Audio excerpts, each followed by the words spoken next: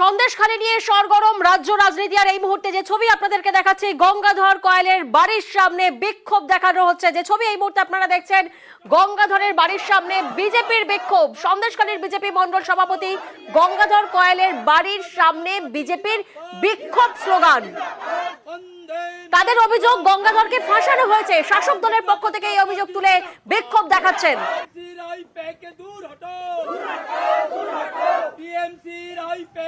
প্রতিনিধি জিয়াউল এই মুহূর্তে আমাদের সঙ্গে রয়েছেন, সরাসরি জিয়াউলের কাছে যাব। জিয়াউল, তোমার থেকে একটু জানার চেষ্টা করবো মূলত কোন কোন অভিযোগে এই বিক্ষোভ দেখানো হচ্ছে।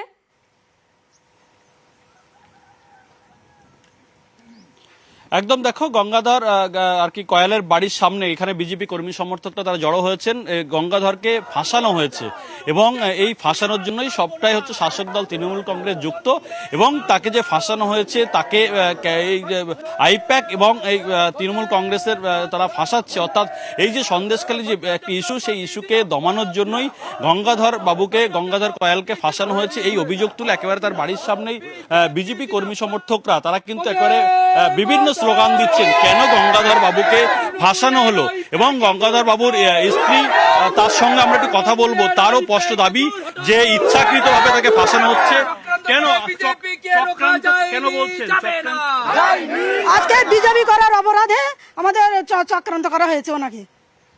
কিন্তু আপনার বাড়িতেই তো স্টিং অপারেশনটা করা হয়েছে। সবই প্ল্যান পরিকল্পনা ভাবে টিএমসিরা এটা সাজিয়েছে। কেন সাজালো?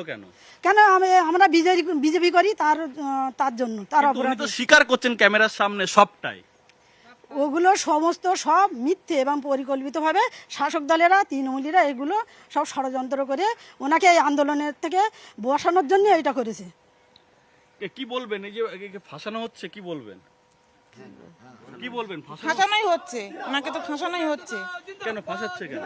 এই যে আমরা বিজেপি করি তার কারণেই ফাঁসাচ্ছে। আমাদের তো এখানে বিজেপি করি যার জন্য ওরা সবাই মিলে। বেশ জিয়াউল, বোঝাই যাচ্ছে যে তৃণমূলের বিরুদ্ধে অভিযোগের সরব বিজেপির বিক্ষোভ, ষড়যন্ত্র করে গঙ্গাধরকে ফাঁসানো হয়েছে এমনটাই অভিযোগ তুলে গঙ্গাধরের বাড়ির সামনে বিজেপির বিক্ষোভ।